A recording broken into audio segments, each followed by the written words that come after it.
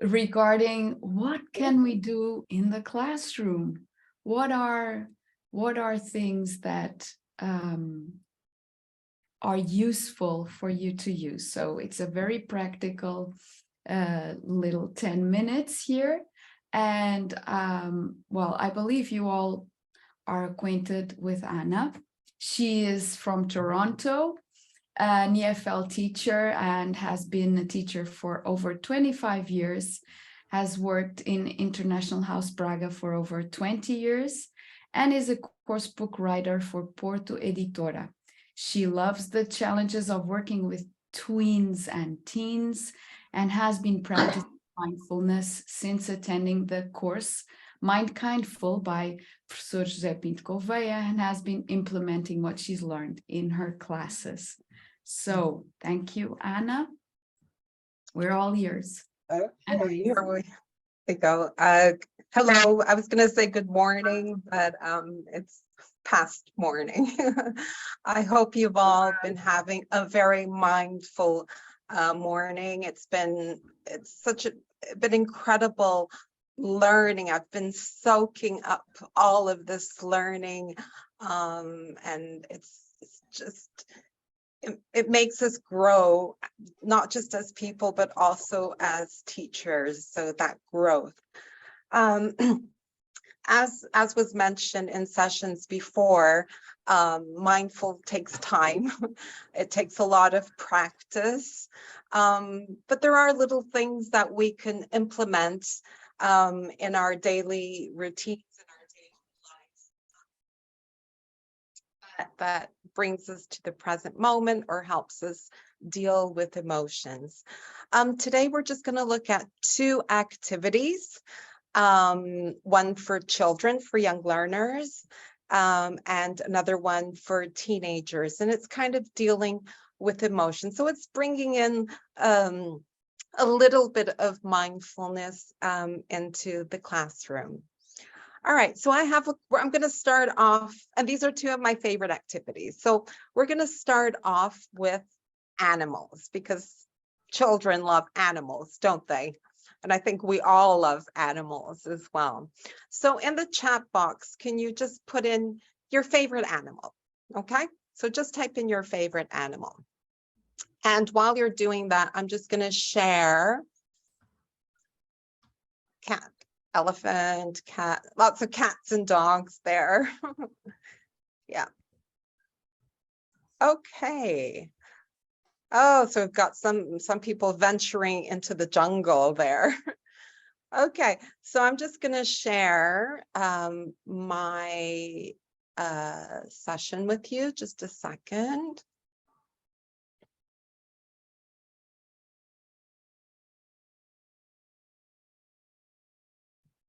Okay, and starting off with animals, and you all put in the chat box lots of different animals.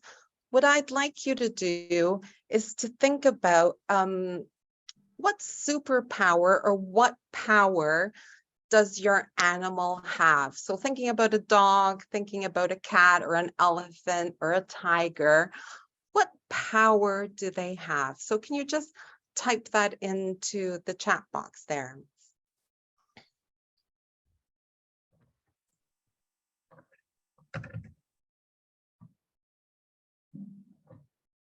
Cutie, fast, so yeah, speed, peacefulness, yeah,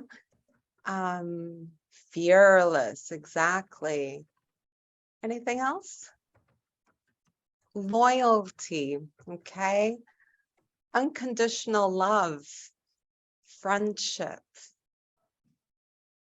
Okay, tenderness. So what we're going to be looking at is what it's an activity called your totem animal. And what I do is I get students to think of their favorite animals and get them to think about the superpower, just like we did right now, thinking about what power that animal has. So for example, I'm just going to show you. I've got some animals here. These are some animals that we work on with children. So starting off there as a bear, we've got the bear. How would you complete that sentence? You can actually turn on your microphone if you want and just shout it out.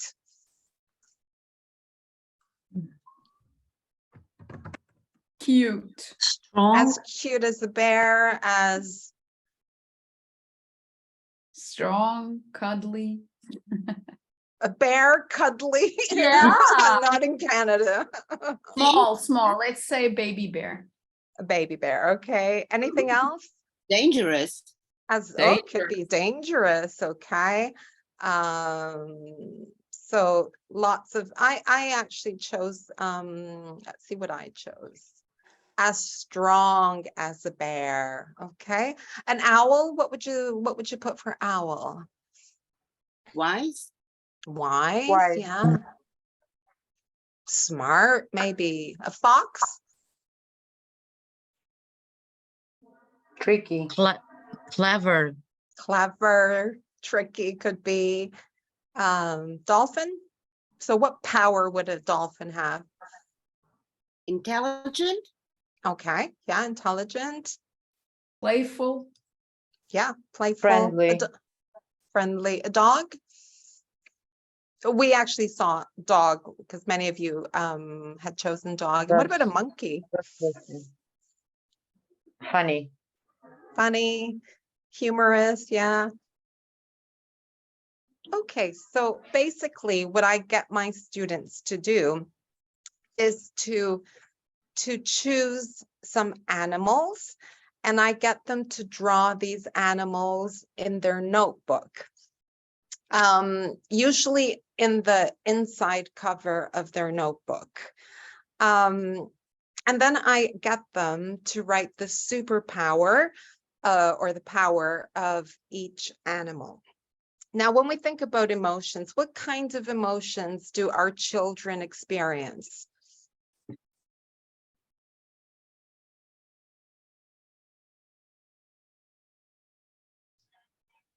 Fear. Anxiety. Anxiety, fear. It could be fear of not accomplishing a certain task. It could be behavioral issues of having problems with other students. So there are a lot of things that happen in the classroom.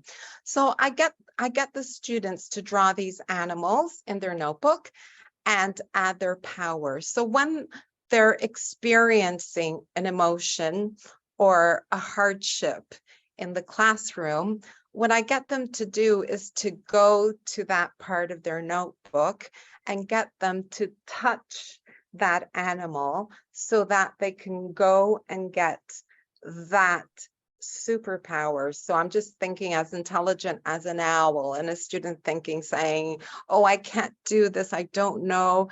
And you're encouraging them by going and touch on the owl and getting that superpower, saying, yeah, yes, you can. Or the dog, for example, they're experiencing some sort of conflict with another student in the class. Before dealing with that in a disciplinary way, getting them to go to the dog and just touch the dog to get their friendship and their loyalty. So it's a way of dealing with emotions that students are experiencing in the classroom, giving them a chance to deal with those emotions through these powers of animals. And this actually comes from Native American culture, where they have animal guides and where they get their powers from animals. Now, you can actually take this one step further, and in conjunction with arts, students can actually create a totem pole, an animal totem pole, just like you see here. and they can actually have it on, they can have it on their desk. So instead of touching the notebook, they can go to their totem pole and actually touch the animal to get that superpower to help them deal with whatever emotion they're experiencing. And this is an activity I've done with students that has worked very, very well. And it enables me to have that step there to deal with situations before I have to intervene in the situation. So that's a suggestion with children and one of my favorite activities. So now we're going to move on to teenagers. And this is something, journaling is something I've been doing for a very, very long time with my teenagers. When I started journaling, it wasn't thinking about mindfulness. It was just a quiet time in the classroom. But there are many, many benefits to journaling with students. It helps boost their mood and mental well-being. So if we do this in a mindful way. Now, when we're doing journaling with students, I mean, we're practicing writing, aren't we? Basically, we're practicing writing. But if we're doing this in a mindful way, and we're dealing with emotions, we need to be very, very aware of, although it's writing, we need to be aware that no correction should be involved. The teacher is not there as a teacher if you're taking them in to read. So there's no place for that red pen.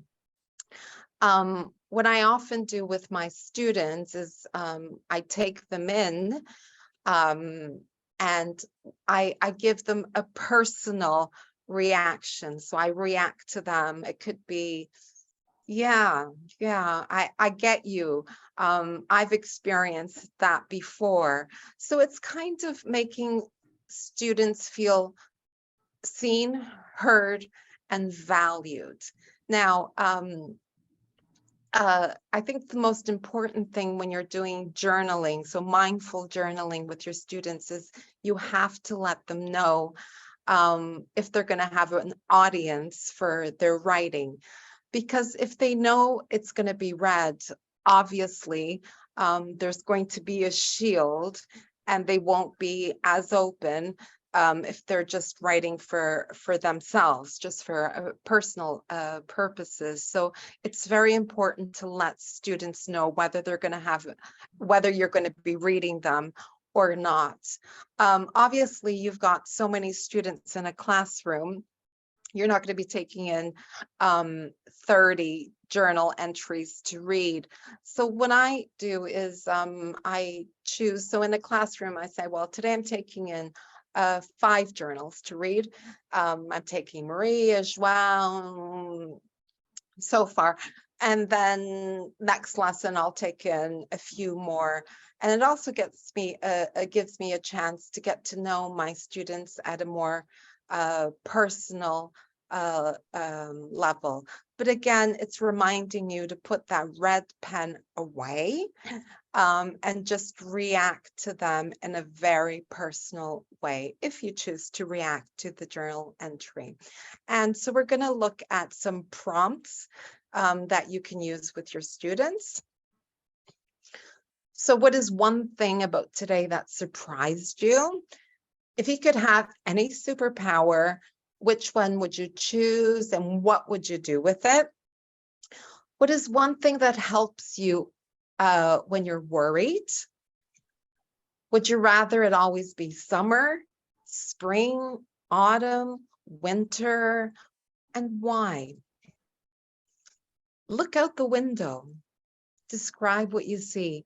If students can't look out the window, just look around the classroom and what do you see? Describe what you see and maybe how it makes you feel.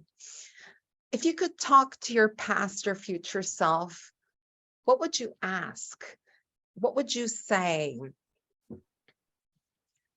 write down 3 ways you could help a friend or family member today. Do you have a favorite quote? Or you can bring quotes in. So write it down here in your journal. And why is it your favorite quote? And think about a talent you wish that you had. What's one way that you can start practicing it? So showing them they can do it. So these are just some prompts that I use with my students when journaling. It's such a nice quiet moment at the end of the lesson. I sometimes do this 10 minutes before the end of the lesson. I like to put some quiet background music, and it's just a very soothing and calming way to end our lessons. I also get students coming up with their own prompts. So we come up with a bank of prompts generated by the students that we can use in future journaling entries. So that's it. I just wanted to share with you 2 of my favorite activities. So like I said, they're just tiny things tiny mindful things that you can bring into the classroom. Thank you very much. I don't know if there are any questions. Here, how often per month do you do this practice, this journaling? It depends. It depends on the dynamics of the class. It depends. I mean, I teach at the end of the day, so my students have had a long day at school, and I can read their faces, and if I feel that they're tired or they're not feeling well, I'll just stop, and let things calm down, and we do a little bit of journaling. But I do it, if not once a week, I do it once every 2 weeks.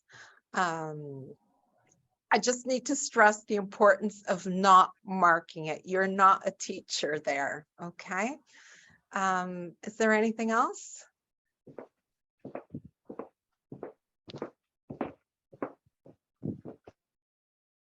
Okay, thank you very much.